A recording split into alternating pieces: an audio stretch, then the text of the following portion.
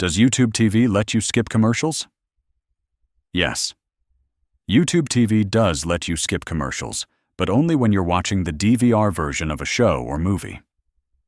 Skipping ads doesn't work during live TV or certain on-demand episodes, so knowing which version you're watching makes all the difference.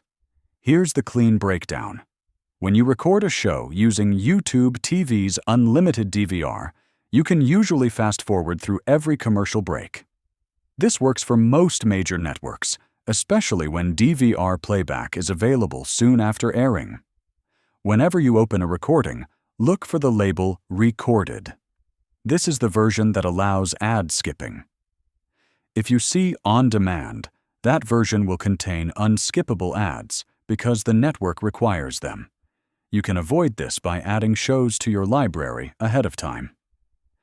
YouTube TV will automatically capture true DVR versions, giving you the ad skipping option as soon as they become available. Sports games, news, and live events can also be rewound and fast-forwarded once DVR mode kicks in, allowing you to bypass breaks after a short delay.